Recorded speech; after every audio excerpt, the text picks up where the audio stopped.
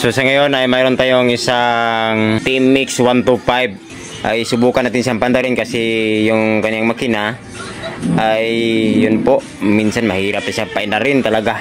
Ay pahawak natin ng kamera, pandarin muna natin.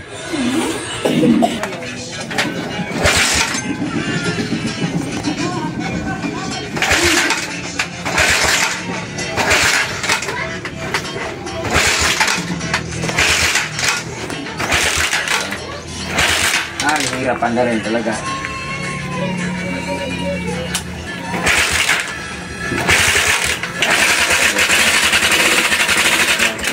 Tunog.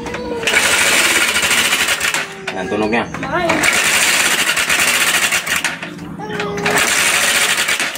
Ano, lapit.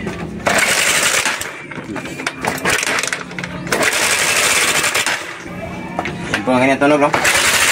Yan. Mamamatay po siya.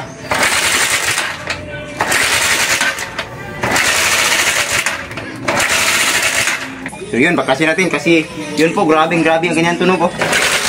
Yan, hindi po siya. Yan, oh.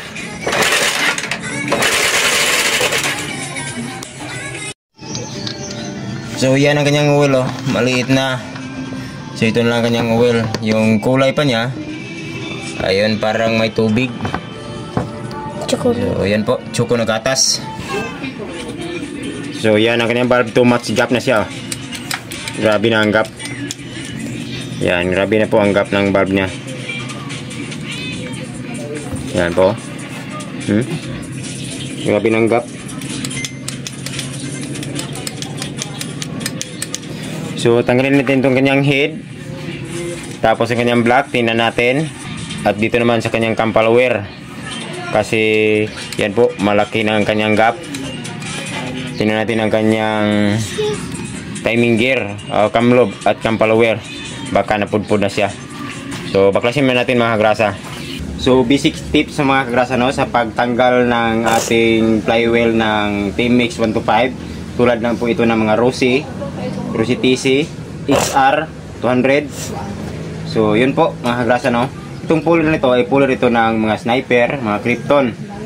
So hindi na po siya pang Krypton, pang sniper.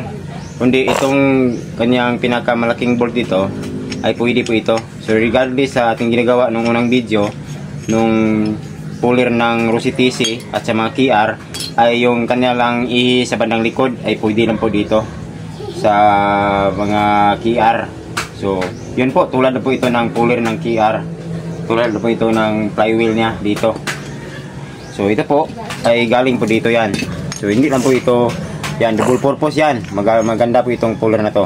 So yan, pwede lang po ito dito. Yan. Tanggalin natin. Para naman ay mayroon kayong kalaman dito. So yan po. Double purpose po ang puller na to. So ito na po mga kagrasa, na backclass na po natin. So nakita na po natin ang kanyang sira, no, mga kagrasa. So dito ay mag-carbonize po tayo dito sa kanyang valve. Atin po itong i-grind. Tapos magparibor po tayo dito. Yan, kasi yun po, bakit siya madaling maubos ng kanyang oil, kasi may gas-gas na siya. Tapos yun po, palit piston na may malaki is 1. Tapos paribor. So then yun po, itong kanyang cam lobe at saka itong kanyang cam follower dito, palitan natin itong kanyang cam follower kasi yan po, may ribaba na. Tapos yun po, yan, may ribaba na po rin itong kanyang cam lobe at saka itong kanyang gear. So yan po, tingnan natin ang kanyang gear. Yan po, yan, palitan na po natin ito, ang kanyang gear. So yan. Tapos ito naman ang kanyang timing gear ay palitan natin dito. So klarong-klaro, kasi yan po, ang kanyang ipin ay masyado ng, yan po, may ribaba na rin. So palitan natin itong kanyang timing gear. So ito rin ay yun po, ang kanyang pinang cam lobe, palitan rin natin. Yun po, yan, yan, kung may gawang-gawang. So ito po ang ating mga papalitan. Itong seat ng cam lobe at saka itong kanyang gear, itong kanyang pin, timing gear. Tapos yan po, itong kanyang cam follower. So sa pagtanggal ng timing gear ay gamit tayo ng puller. Yan. Kasi pag wala tayong puller ay need na i-ubiro lang makina para ma-press.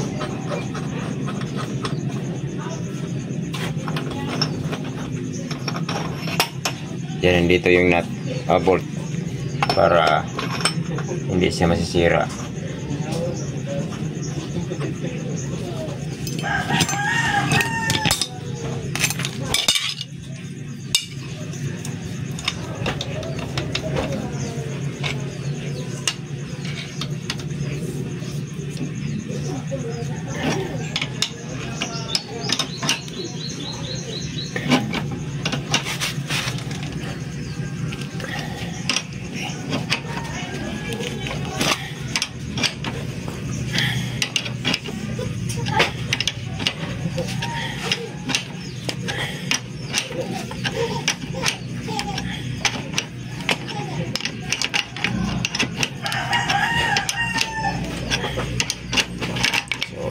Yan.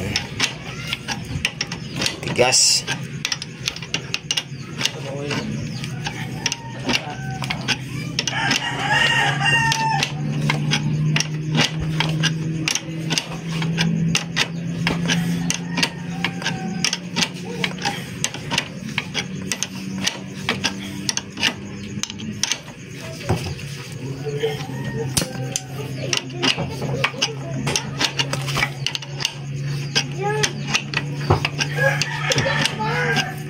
Dong. Dong.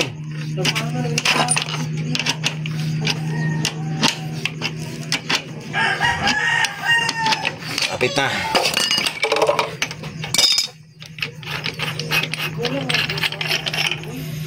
Yan na, tanggal na.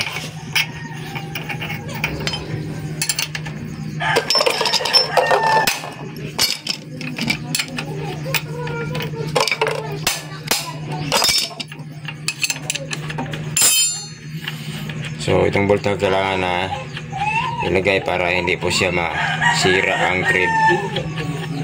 Matulak siya ng puller. So yan, ito ang sira. So yan. Yan, tingnan mo ngipin. So yan.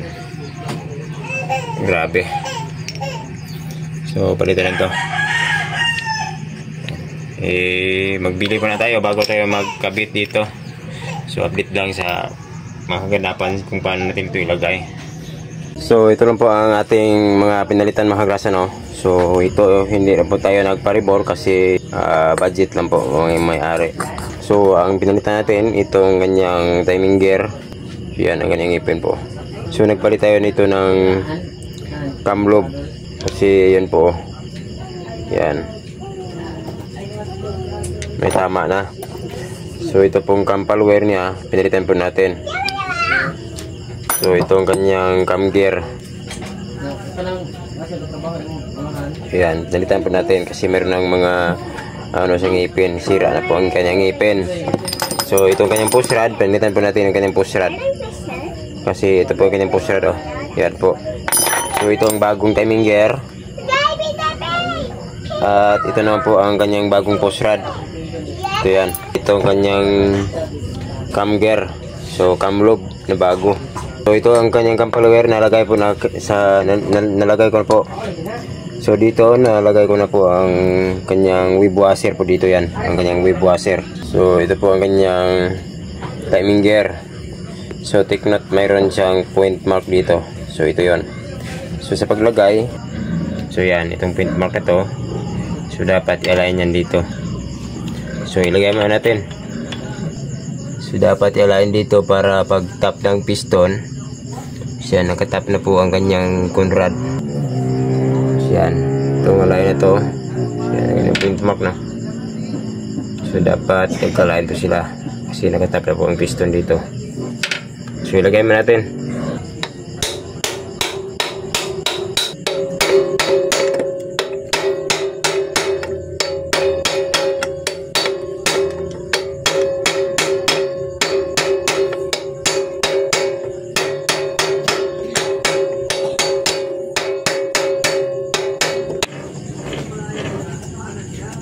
Pindutin mo.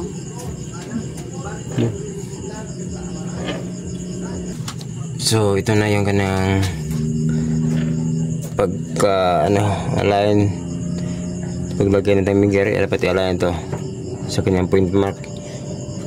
So yan, align sila para pag tap ng kanyang connecting rod rin at piston.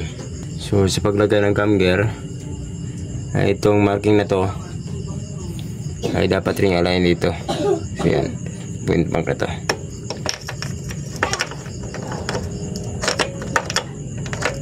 So yan, tingnan. So dapat tagka-line yan. O yan. So lagay natin itong kanyang tignat, mayroong washer dito. Kunin natin. Ayan, ito ang kanyang washer.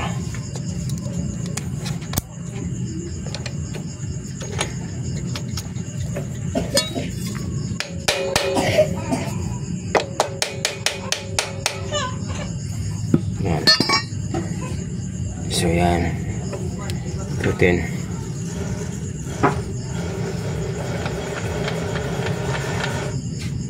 Ayan, saktong-sakto. Yan, walang nangipin. So plain na plain. Yan. So naman lang, pag plain na siya ay okay na. So ilagay natin ang piston at saka block. Yan, may lock na yan dito sa pin ng ating cam lobe. Yan, try nyo na ganun yan. Yan po, yan, kapix po siya, hindi pa siya gumagawang-gawang.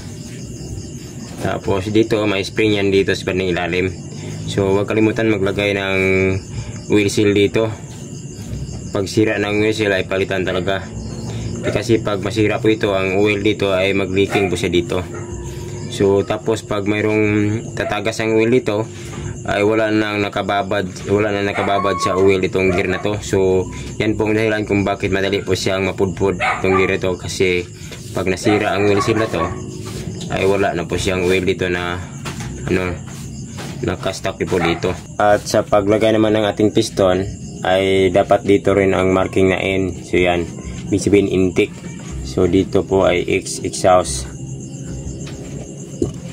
Yan, ganun mo lang. Yan po, hindi po siya gumagawang-gawang.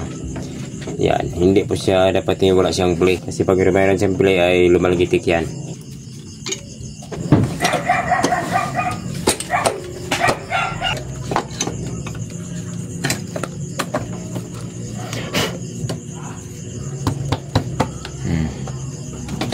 So ilagay natin ang dapat nilagay, ibalik natin ang lahat para masubukan natin na pandarin.